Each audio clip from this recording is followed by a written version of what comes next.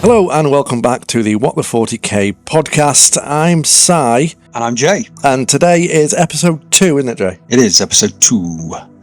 We are covering the Emperor in all his glory. Yes, the big guy himself. Yeah, the big guy, Big E. The guy's got more nicknames than failed experiments. The corpse god, the god emperor, Big E, Chuck Norris, all appropriate nicknames for the Emperor. There is a Big E in my work, but he is far from glorious. But yes, the Emperor then. So episode 2 is all about the Emperor, and it's a deeper dive than episode 1, which was a brief skim, an overview. So, what do we know about the Emperor? Well, open question. So, couple of caveats. So, the early origins of the Emperor are very much theoretical. No one knows for sure. A lot of his origin is kind of part myth, part theory, part propaganda, people extracting stuff from documents and putting it all together. So it's very, very creative, shall we say. But the one that sticks is the reincarnation theory. Right, yeah. Who doesn't like a reincarnation theory? Yeah, absolutely. So that's the one that seems to pop up a lot. So obviously the Emperor in the current state is kind of ruler of the Imperium of Man. Wasn't always that way. So the reincarnation theory goes like this: all of the shamans and sages and wizards and witches and wise men of the kind of Neolithic era, so pre-medieval 8th millennium BC type thing. Old school weirdos, yeah. Really, really old. In our history, all of those kind of tribal figures became aware of the warp. They became aware of chaos and the immaterium. That made them panic, as you quite imagine. And they kind of figured out that their ability to reincarnate, which is something that they all believed in, was being reduced because the demonic entities in the warp were eating their souls when they died rather than enabling them to reincarnate. Nice. So but deep man, not a great way to decide or to I understand their sheer panic, because I was watching TV the other day and an advert came on for a new episode of The Only Way is Essex. I thought that died, and it was sheer panic that came across me when I realised there was another series. And they were just as dumb, yeah. So the plan, because it's 40k and everything is miserable, the plan to solve this was mass suicide. Well, I mean, it wasn't 40k then, though. No, but it's the 40k story, so it's good. It was just K. Yeah, it was just 0.8k. Yeah. So mass suicide was the answer. So the intent was that they would all drink a poison, all die at the same time. And the plan was that the combined energy of their souls in the warp would overwhelm the demonic presence and solve that problem. Apart from the death, it's a solid plan. Yeah, absolutely. Yeah, solid plan.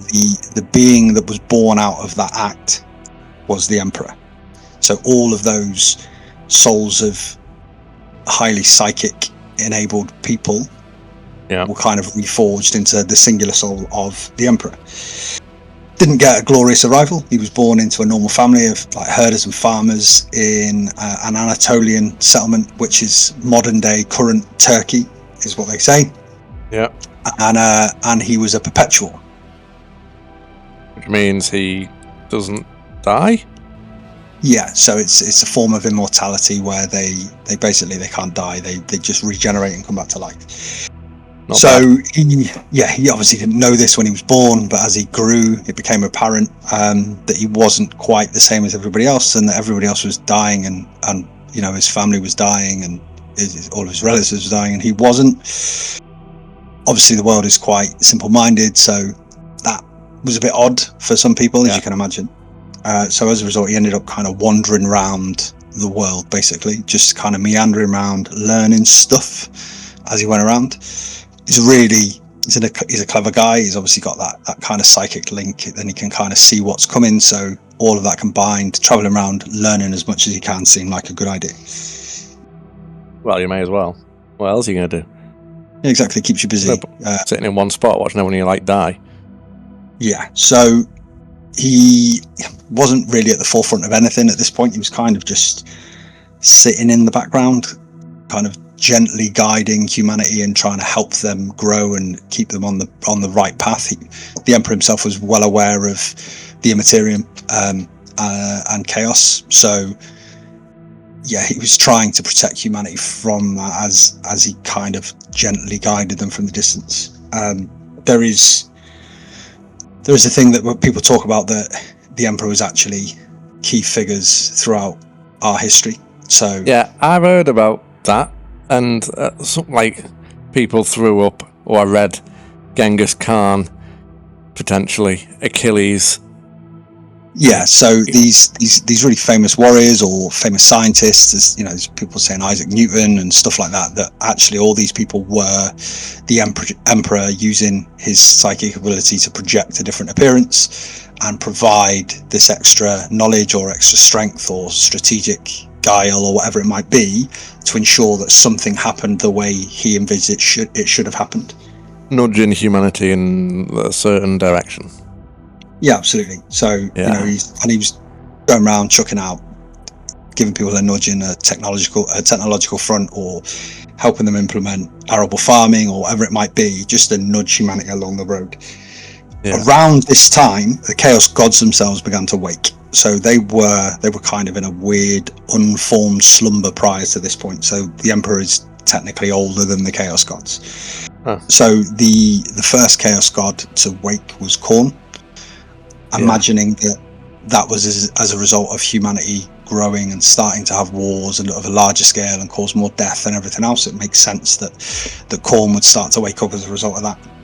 Yeah. Then followed by Tzeentch, because governments had started to form and political agendas had started to form, and there's all that manipulation and kind of backstabbery and all that good stuff. And then the final one to wake up was Nurgle at that point. So those three Chaos Gods kind of woke up at this point in time. Yeah, so Khorne likes war and fighting. Yes. That's each like twisting things and upsetting things, balances and corruption type thing. It's a schemer. He likes playing the long game. If you think of some of the characters from Game of Thrones and how they like to, what was his name? Littlefinger. Tzeentch is Littlefinger. Nice. And then you've got Nurgle, is it? Yeah, Papa Nurgle. Papa Nurgs. He used to make pizzas. He did, yeah. But now 2 for Tuesdays. Yeah, 2 for Tuesdays. But now he's just, what is it? Disease and pestilence and decay and stuff and all that good stuff. Nice. Okay. So they've started to wake up. Yeah, they woke up. Mankind continues to grow, continue to do more stuff, and eventually reach what was called the Age of Technology, or the Golden Age of Technology at the time, retrospectively known as the Dark Age of Technology, because it didn't go great. It's hindsight's 2020. It's a wonderful thing, and they look back and went, oh, maybe that wasn't quite so golden. So yeah, modern day, it's known as the Dark Age of Technology. But from this point, you had something called the Stellar Exodus, where mankind started shooting out from Terra and started to colonize planets, and they colonized the solar system and everything else. And all the while, the Emperor is kind of moving chess pieces to ensure this happens and helping mankind make those steps into the galaxy. So at this point, he's still in the background. Yes, and he's still doing this, just prodding and poking. Yes. And we've started as man to go to, as we are now, the moon and Mars and etc. etc. Yeah. And oddly, in doing that, they were heavily reliant on AI. If that sounds terrifyingly familiar. It does, yes.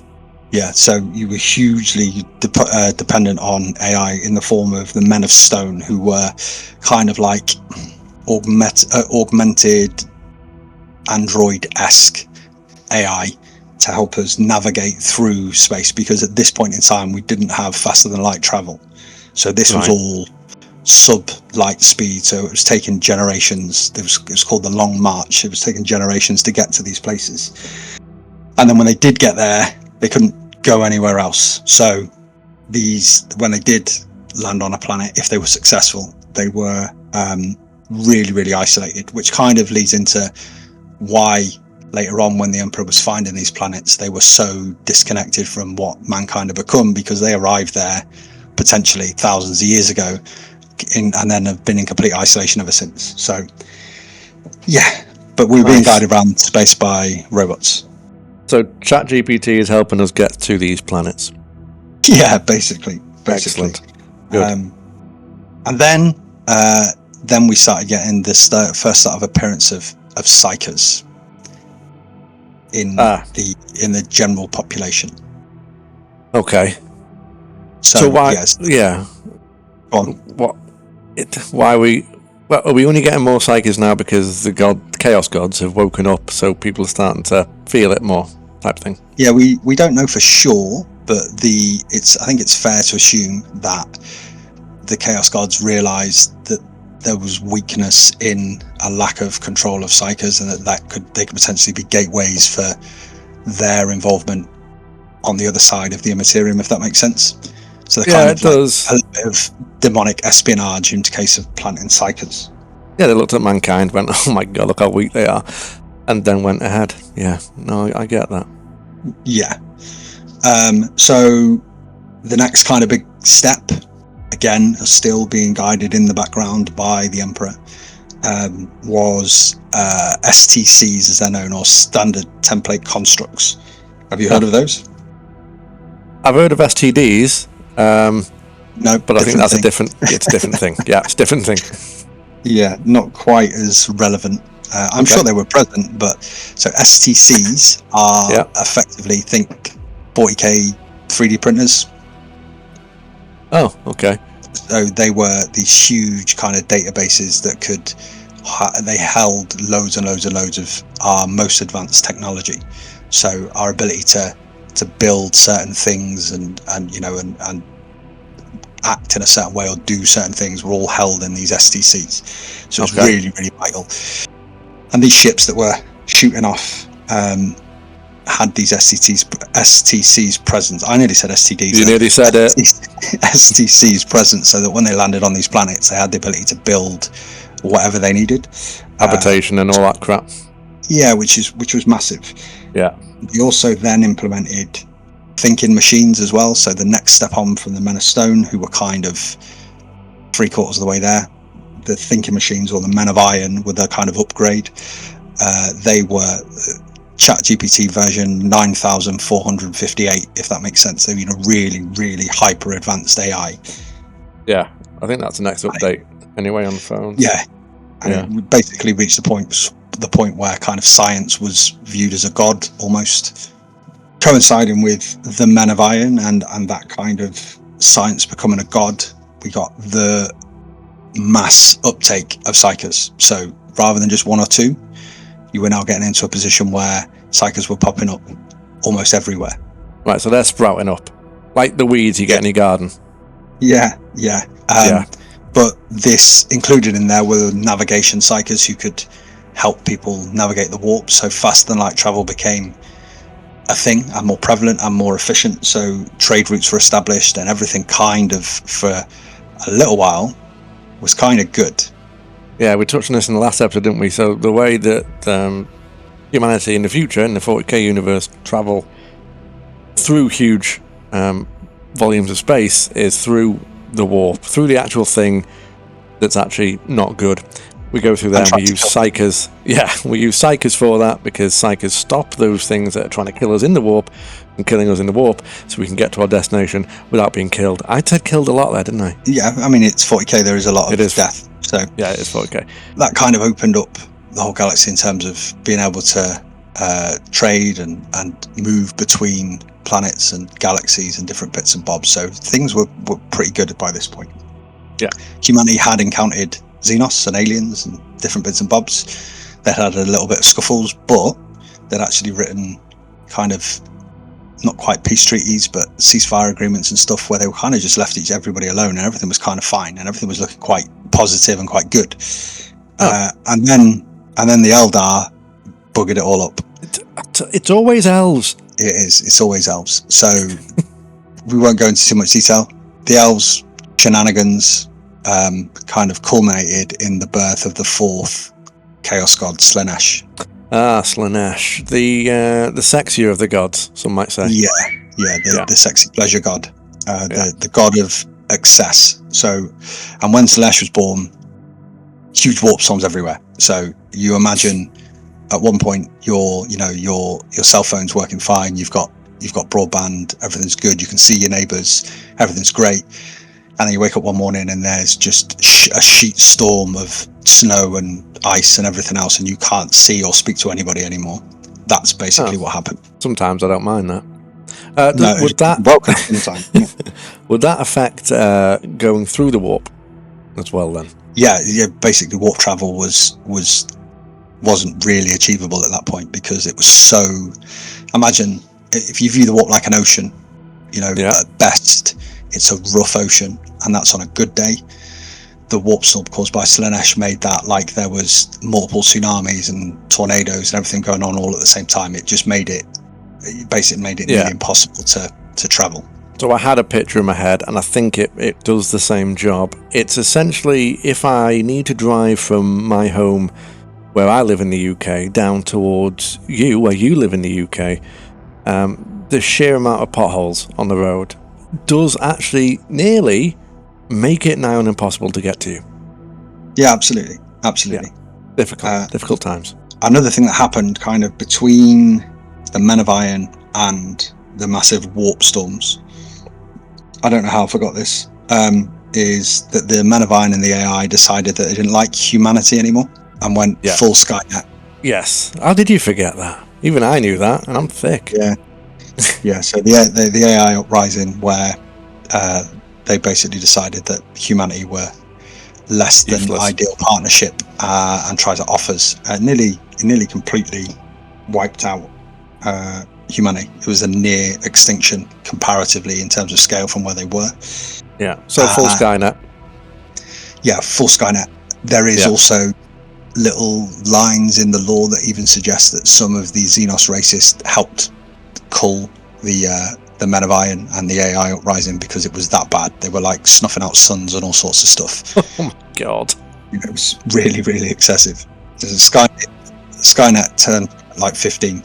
So we were okay with the other aliens, the Xenos-ish.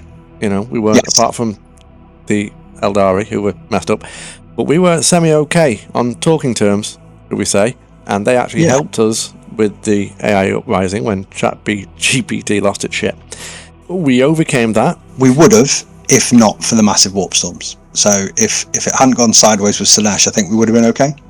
Yeah. But the fact that the warp storms massively isolated humanity everywhere threw us into the period of time known as, this is very, very pleasant and very, very hopeful, the Age of Strife. The Age of Strife came in, everybody had been cut off from everybody, humanity had started to devolve, war was breaking out, civil war was breaking out everywhere, we'd lost access to a lot of technology, and we couldn't trust AI anymore, so all of that help that we'd been previously getting from ChatGPT had gone out the window.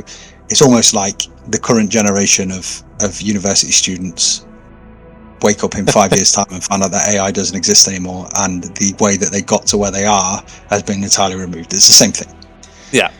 So we've gone back in time at this point. We have, like you said, we've devolved again. We're back to wars and getting annoyed and not advancing very fast. And no, so this, particularly on Terra, was particularly bad. So Terra, or Earth, devolved back to huge war bands of techno-barbarians and tribes that were in a kind of perpetual state of war for about 5,000 years. They were quite happy using chemical weapons and biological weapons and thermonuclear weapons, and it just reduced what was quite a developed and pleasant place all the way back to wastelands and radiated areas and all sorts of not nice places to be. Nice. It was at that point finally, that the Emperor decided I should probably stop hiding in caves now, and I should probably do something because this has gone slightly off the rails. So yes. So his plan didn't quite go to his plan. So he decided, this is it now. I'm going to have to step in and do it myself. Yeah, a little bit. So 29th millennium, he popped out and decided he's going to try and fix, starting with Terror, which led us into the Unification Wars. Does what it says on the tin, trying to unify all of the clans and warbands and everything on Terror. Yeah. Which sounds all right, but when you're dealing with like insane prophets and cyber augmented warlords and all that sort of stuff, I don't really think they'd be keen to unite anything. No, they're set in their ways at this point. Yeah, so knowing the Emperor, he's a little bit stubborn. His solution was just mass violence. So when you're dealing with techno-barbarians and people that are taking huge amounts of drugs to accelerate their strength and all sorts of mad stuff, they're just weird, absolute weirdo, psycho dudes cutting around like Mad Max. Basically, it's Mad Max dudes, weirdo dudes. That's the way to think of it. It's Mad Max dial to 11. So everyone's off the fucking tits, and all they want to do is fucking take over someone else's territory. Yeah, and you know, the Emperor being the Emperor, he's stubborn, he's stuck in his ways. So his solution to that problem was to start messing with people's genetic material and build himself an army. Well, that's what I'd do. That army was not Space Marines. There was somebody or a group of people known as the Thunder Warriors. It's a very 80s name. It is, isn't it? Flash Gordon style. So the Thunder Warriors, they are the kind of precursor to Space Marines. They aren't genetically built like Space Marines were. They are gene enhanced adults. So so oddly, they are bigger, stronger, and tougher than what we see as Space Marines now. So they were better than Space Marines. Oh, so they were harder. Yes, but there was a slight problem. They were massively mentally had massive mental instability, and they were brutally violent. Like they were one tool for one job. That's it. Oh right, okay. So they were. I'm trying to think of something to marry up with it, but it's difficult. They're just a machine built for war. That's what they do. That's all they do. They love it. And then after he made those and kind of had his first foray into genetic modification and stuff, he then made some custodes from his own genetic makeup, which was so rather than just playing with other people's and kind of enhancing them, he was like, oh, actually, maybe I could make something out of my genetic makeup, and made a load of custodes.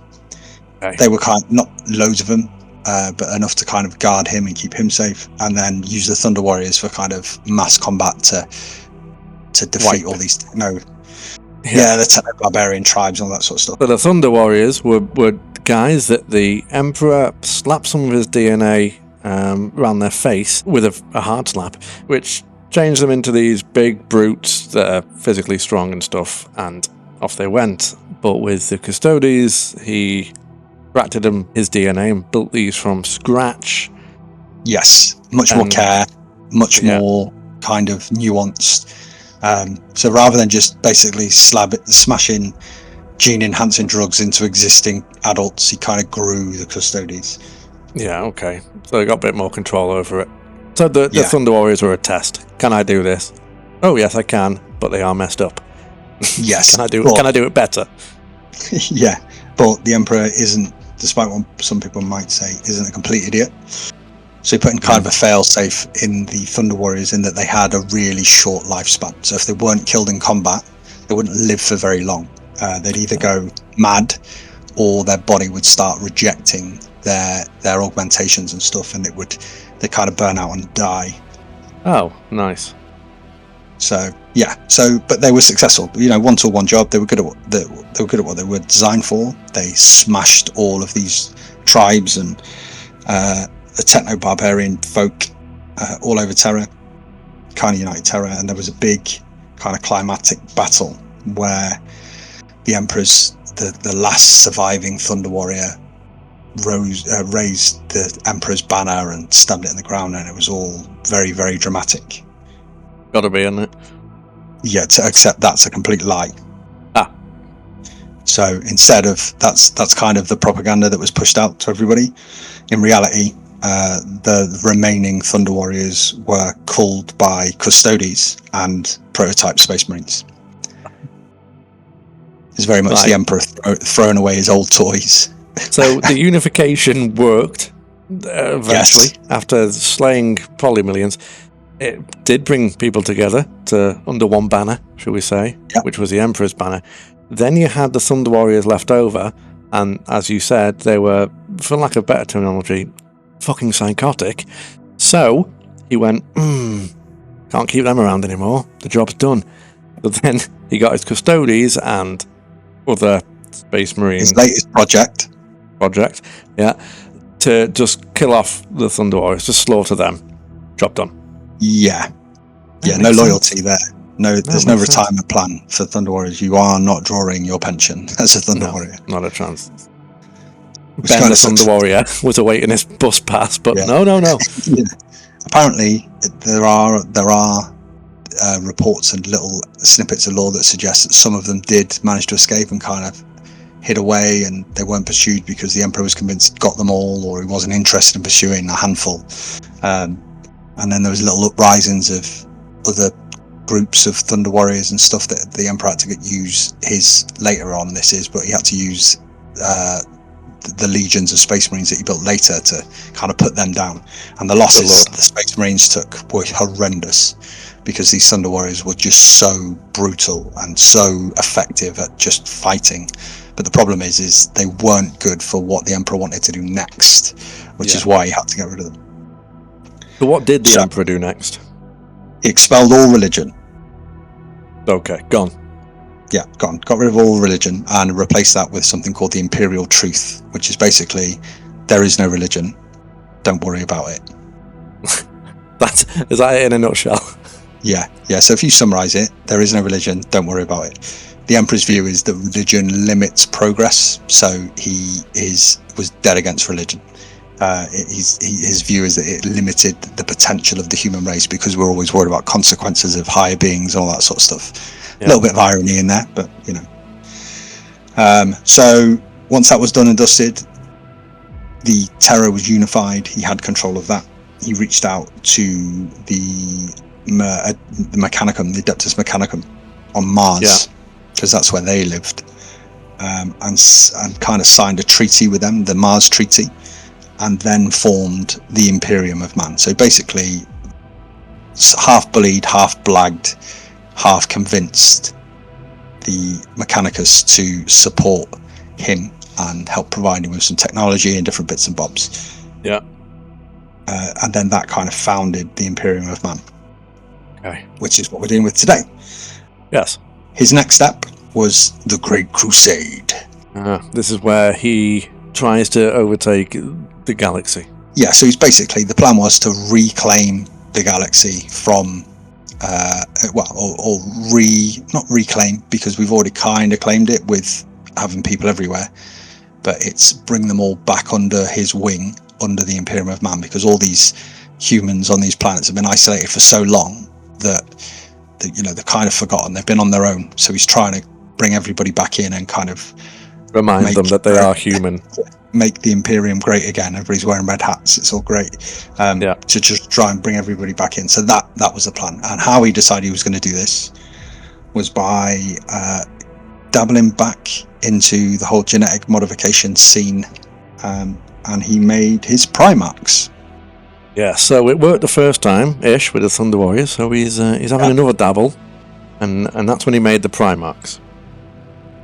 Yes. His sons, so made himself 20 sons. They get called sons all the time. They're not sons. They're 20 different size sockets or tools in a toolbox. They're 20 tools. So he made the Primarchs. We're gonna cover them, so I'm not gonna go into too much detail. I know you know some anyway already, but he made 20 Primarchs. That was the plan, and the idea is that to be subordinate to these Primarchs, he would make 20 legions of Space Marines. because he kind of refined that genetic technology that he tried on the Thunder Warriors and then on the prototypes, and then he used the genetic makeup of the Primarchs to build the associated legions. So they were kind of linked, and they all kind of, like I said, tools. They were built genetically to do different things and be more useful in certain ways for the Emperor for his big crusade and conquest. Yeah. Okay. However, so he's making these things for certain tasks, as it were. Yeah. So fighty ones, shooty ones, defensive ones, attacking ones, all sorts. No desk office ones, though, were there? Well, sort of. Yeah. There's there's the Ultramarines are kind of the logical thinking, applied warfare kind of guys. Yeah. So they've all got their different strengths and weaknesses, but that was by design. The idea was that they would all be useful in different ways, and it would give him all of the tools he would need to kind of take everything back. Yeah, makes sense. Good idea in theory. Great idea. Yeah. But the problem is that chaos had grown and grown and grown. We'd started to see demonic incursions on planets where Psychers' heads would explode and they'd tear open rips in reality, and demons would be spilling out everywhere. And so chaos was starting to really get involved in the party that they weren't invited to, and decided to intervene with the Primarchs. So when the Primarchs were little babies in their little pods, the Chaos Gods decided to yeet them across the galaxy. Yeah, so they American football throw as hard as they can into space. Yeah, so they got spread everywhere, leaving the Emperor with all the Space Marines that he'd made, but no generals to lead them. Quite awkward. Yeah, a little bit awkward. Yeah, so his Great Crusade evolved slightly.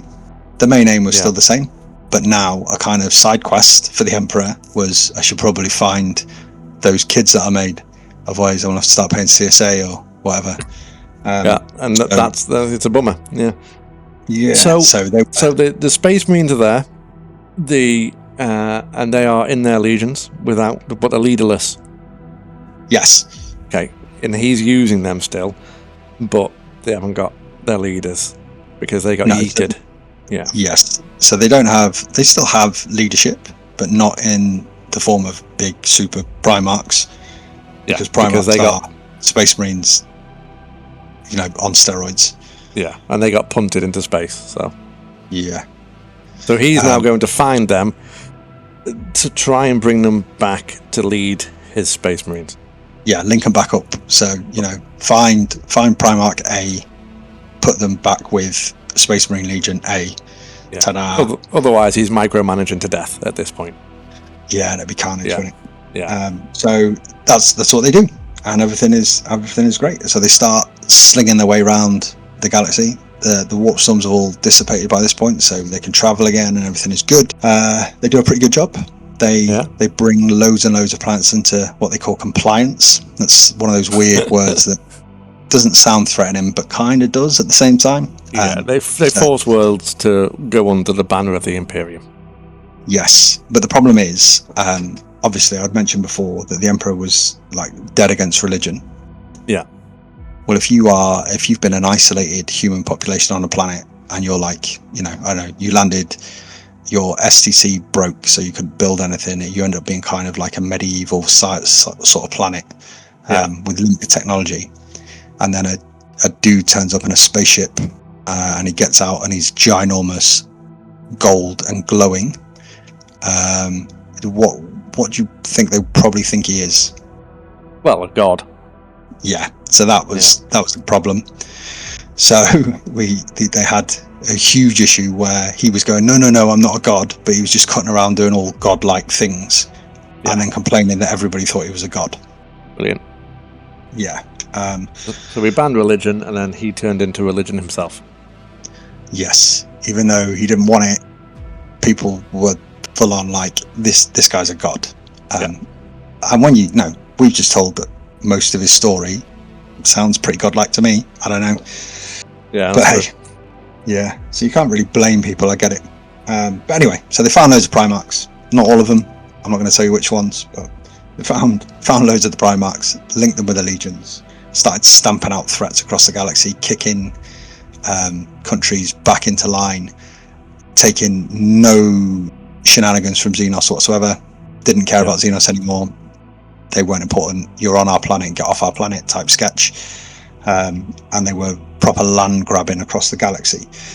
But the problem is, stuff was getting a bit too big for the Emperor to kind of deal with himself. So you talked about earlier, you said micromanaging, you bang on the nose. So he decided that what he would do, he had more side quests to worry about. He wanted to go and play around with the webway, which we'll talk about, but different ways of travel that were safer than ripping holes in the Imperium and poking out the other end. So he basically decided that he would appoint one of his Primarch sons as the War Master to continue the crusade and allow him to return to Terra. Okay, makes sense. Be a dude back in Terra. So that's what he did. He appointed a War Master. He went back to Terra, started playing around with technology back in Terra, trying to make a better way for us to travel that didn't involve us trundling through the warp and getting ripped apart by demons and stuff. Yeah, it's not the best way, is it? No, it was pretty rubbish way of travel. I think if they could, I probably would have figured that out first. I don't know. Yeah, that would have been my first port of call, if I'm completely honest with you. It is mightily dangerous to go to anywhere else through this essentially shithole. We'll call it the M25. If you're in the UK, you'll know, because it's just constant. You're never going to get anywhere fast. There's always crap in the way. So I need to find a better route. And what didn't help as well is that when they were stumbling across other planets and the fleets of the Great Crusade were finding these clusters of humanity, if they didn't like what they were doing, they would just outright exterminate them. They would just wipe them all out. So they were finding the entire planet. They were finding planets that had developed kind of artificial intelligences again and were using them well, and everything was going fine. But because of what had happened in humanity's history, they were like, nope, don't think so. And then they would just wipe those guys out.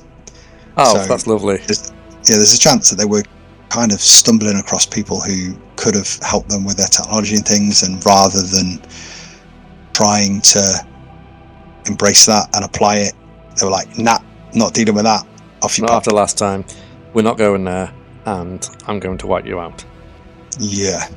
Nice. Okay. I mean, they got their ways. They've got their ways. Yeah. I mean, it was effective to a degree. Yeah, it worked. The collateral damage was pretty huge. I'm not going to lie. I'm not surprised. If you're going out and wiping planets out. Yeah, and I think the other problem is as well is you can't turn up looking like a god, sounding like a god, walking like a god, telling everybody you're not allowed to believe in gods. And if you do, I'm going to shoot you. Yeah. Oh, didn't it? Seems pretty unreasonable. Yeah. But hey, it is what it is. It is what it is. So they trundled around space, they took everything back, everything was good. They punched Orks, they punched Eldar, they punched anything else, any other random alien species that they stumbled across. They punched humans if they didn't believe in the right thing, or they didn't agree to give up the thing they believed in to believe in the right thing. They were just traveling around punching everybody all the time. They sound like Thunder Warriors again. A little bit, yeah. And probably, arguably, the worst mistake that the Emperor made, because we're going to stop shortly, because otherwise we're going to start reaching into the next episode. Was appointing a War Master and just leaving his sons to it. Yeah. He made them his sons. He wasn't exactly a great father. Didn't give them necessarily all the attention that they deserved and desired, and as a result, they played up, as you'd expect. Well, kids do, don't they? Those pesky kids. Yeah, bad choices all round. So that takes us up to the year 30,000, which is obviously 10,000 years short of where we are currently set. The last 10,000 years we'll cover separately, because there's more to come about the Emperor, a lot more. But in order to talk about in detail, you'd have to understand multiple other things first, otherwise none of it's going to make any sense. So we'll have to do this a little bit backwards going forwards. Yeah, this is the Emperor episode, and it's everything from up to a point. So following on from that, the next episode will be Primarchs. So get us an understanding of the Primarchs and what they do and who they are. Yes. So then you understand them and their legions, and then that'll lead us nicely into the following episodes after those. Yeah, so that is the introduction to the Emperor, and he had kids. Nice one. Next episode is about the kids. I dread to think what his CSA bill would be like. It's absolutely massive, mate. Huge. 40,000 isn't a year. That's the monthly cost. Yeah, that's the monthly bill. It's Mrs. is raking it in, I'll tell you that. All right, so that is episode 2 done as far as we can get it done. It is. It's done. It's difficult because I'm trying to take you on the journey and keeping it all making sense. But all of these things happen in parallel to each other. So we've got to be careful what I allow to overlap, because otherwise you're just going to be going, what, every 5 seconds, because we haven't explained the kind of fundamentals before we launch into the bigger, chunkier stuff. Exactly. We're trying to keep it to a decent timeline. Yeah. We'll get there. Right, so that was episode 2 of What the 40K podcast. Now, that was all about the Emperor, and as far as we can take it, into the 30K. Next episode, like we said, will be about his sons, his little nippers, those little pesky brats, the Primarchs. And I'm looking forward to that one, Jay, seeing what you rustle up for me, mate. Yeah, it'll be good. There's loads and loads of variety, and it continues to get more and more ridiculous, which is great. It is the spice of life. So thank you very much for listening. Don't forget to follow, like, share, subscribe, all that bollocks that we don't know what we're doing, and we are relying on you. And we will catch you in the next episode